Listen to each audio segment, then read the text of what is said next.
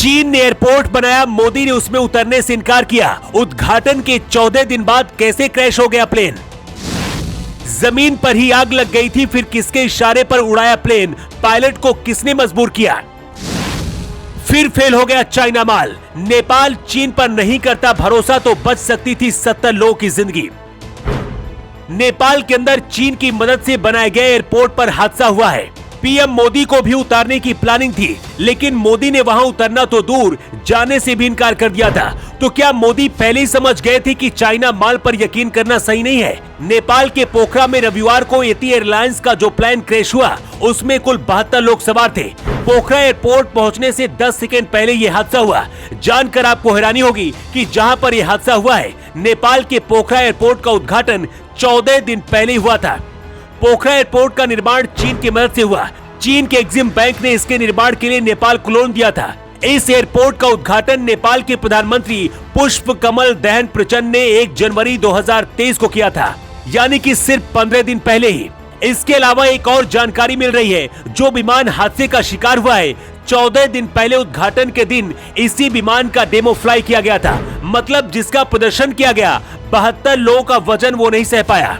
8 महीने पहले भगवान बुद्ध की जयंती पर जब मोदी नेपाल के लुम्बिनी गए थे, चीन की मदद से बने नेपाल में भैरवा एयरपोर्ट में मोदी को उतरने के लिए नेपाल ने न्योता दिया था, लेकिन मोदी ने वहां उतरने से मना कर दिया था। नेपाल की लाख कोशिश के बाद भी तब मोदी वहां नहीं उतरे थे।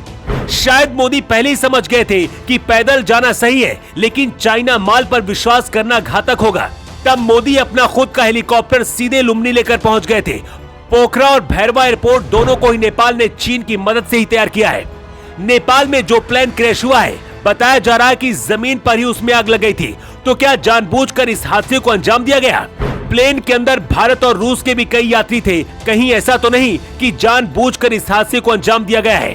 हादसे के बाद से भारत की खुफिया एजेंसी भी एक्टिव हो गई है।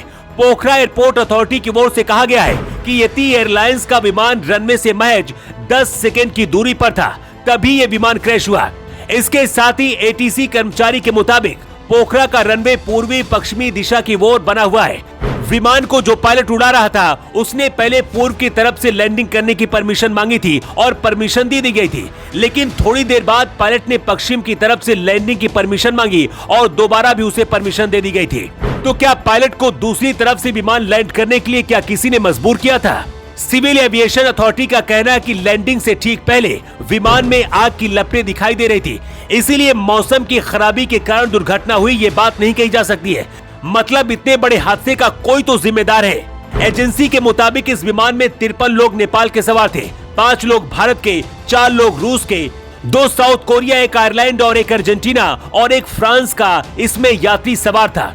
इस हादसे के बाद सोशल मीडिया पर लोग कह रहे हैं कि अगर चीन के बदले भारत पर नेपाल इतना ज्यादा भरोसा करता और भारत की मदद से एयरपोर्ट बने होते, तो शायद इतना बड़ा हादसा नहीं होता। वैसे ही आपके हिसाब से इतने बड़े हादसे का जिम्मेदार कौन है? अपनी राय आप कमेंट बॉक्स पर देकर जरूर बताएं। युग के लिए ब्यूरो रिपोर्ट।